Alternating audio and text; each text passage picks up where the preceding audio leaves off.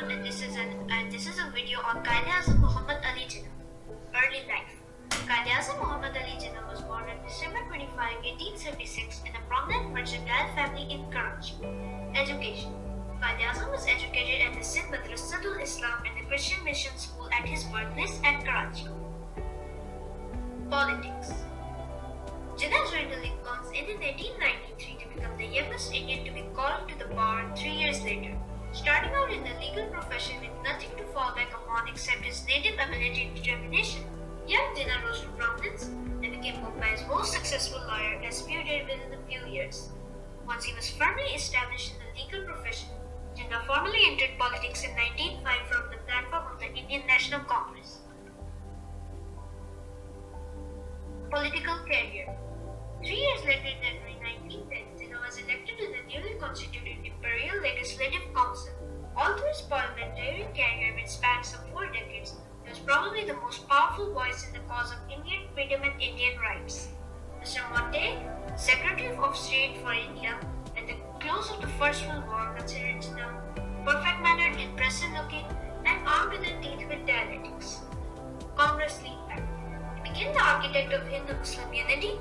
He was responsible for the Congress Seat Pact of 1960, the only pact ever signed between the two political organizations, the Congress and the All India Muslim League, representing as they did the two major communities in the subcontinent. The Congress League Pact represented a milestone in the revolution of Indian politics. For one thing, it allowed Muslims to right to separate electorate, reservation of seats in the parliaments, and weightage in representation both at the centre and the minority provinces. For another, it represented an understood recognition of the All India Muslim League as a representative organization of the Muslims.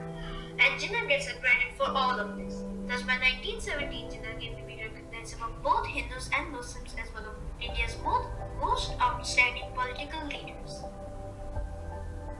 Constitutional struggle. In subsequent years, Jinnah felt dismayed at the interjection of violence into politics. Since Jinnah stood for ordered progress, moderation, gradualism, and constitutionalism, he felt that political violence were not the pathway to national liberation, but the dark alley to disaster and destruction. Jinnah continued his efforts towards bringing about a Hindu-Muslim pact, which he rightly considered the most vital condition of Swaraj. The Daily Muslim Proposal. One such effort by Jinnah was the formulation of the Daily Muslim Proposals in March 1927. In order to bridge Hindu-Muslim differences on the constitutional plan, these proposals even ignore the Muslim right to separate electorate, the most basic Muslim demands in 1906, which though recognized by the Congress in the Congress League Pact, had again become the source of friction between the two communities. Surprisingly, though, the National Report 1928, which represented the Congress-sponsored proposal for the future constitution of India, negated the minimum Muslim demands embodied in the Daily Muslim Proposals. The parting of the ways. Jinnah argued at the National Convention of Congress in 1928 that what we want is that Hindus and Muslims should march together until our objective is achieved.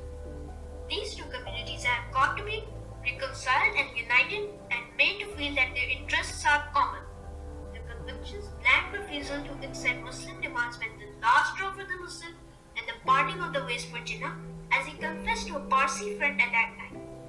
Jinnah's disillusionment in the course of politics in the subcontinent prompted him to migrate and settle down in London in the early 30s. He was, however, to return in India in 1934 at the pleadings of his co-religiousness and assume their leadership. Muslim League reorganized. The task that awaited Jinnah was not too easy. The Muslim League was inactive. Even its provisional organizations were for the most part ineffective and only supposedly under the control of the central organization. Nor did the central body have any coherent policy of its own till the Bombay session 1936, which Jinnah organized, organizing Muslims in one platform. Undismayed by this bleak situation, Jinnah devoted himself to the sole purpose of organizing the Muslims on one platform. He embarked upon countrywide tours. He pleaded with provincial Muslim leaders to sing their differences and make common cause with the League. He exhorted the Muslim masses to organize themselves and join the League. He gave coherence and direction to Muslim sentiments in the Government of India Act 1935. He advocated that the federal scheme should be scrapped, as it was rebellious alias of India's cherished goal to complete responsible government, while the provincial scheme, which approved provincial independence for the first time, should be worth for it was worth, despite its several objectionable features. He also formulated a viable league platform for the election schedule for the early 1937. Congress. The Congress, having become the leading party of Indian politics, came to power in seven provinces exclusively, rejecting the League's offer of cooperation, turning its back finally on the coalition idea and excluding Muslims as a political entity from the portals of power. Above all, in that historic year were initiated certain trends in Indian politics, the representation of which the subsequent years made the partition of the subcontinent unavoidable. The Congress provincial governments have embarked upon a policy and launched a program in which the Muslims felt that their religion, language, and culture were not safe. This violently aggressive Congress policy was seized upon by Jinnah to wake the Muslim to a new consciousness, organize them into an all-India platform, and make them a power to be reckoned with. He also gave coherence, direction, and articulation to their innermost urges and aspirations. Above all, he filled them with his strong will, his own steady faith in their destiny. The New Awakening. Roused by the impact of successive Congress hammerings, the Muslims surged their social consciousness in a desperate attempt to find coherent and meaningful articulation to their cherished yearnings. To their great relief, they discovered that their sentiments of nationality had flamed into nationalism. In addition, not only had they developed the will to live as a nation, they had also endured them to make a territory which they could occupy and made the state, as well as a cultural home for a newly discovered nation. These two things provided the Muslims with the intellectual justification for claiming a distinct nationalism from the Islam's. Demand for Pakistan. We are a nation, they claimed in the ever-eloquent words of the Quaid-e-Azam. We have our own distinct outlook of life and of life. By all standards of international law, we are a nation. Effects of the Muslim demand for a Muslim state. The formulation of the Muslim demand in Pakistan in 1948 had a tremendous impact on the nature and course of Indian politics. On one hand, it shattered forever the dreams of a Syro India. On another, it heralded an age of Islamic reawakening and creativity in which the Indian Muslims were to be active participants. The Indian reaction was quick, bitter, and malicious. Equally unfriendly were the British to the Muslim demand, their hostility having stemmed from the belief that the unity of the India was their main achievement and their foremost contribution. The irony was that both the Hindus and the British had not anticipated the astonishing tremendous response that Pakistan demand had caused from the Muslim masses. Above all, they failed to realize how 100 million people had suddenly become supremely conscious of their distinct nationhood and their high destiny. In channeling the course of Muslim politics towards Pakistan, no less than directing it towards the consummation and the establishment of Pakistan in 1947, none played a more decisive role than did Quaid-e-Azam Muhammad Ali Jinnah.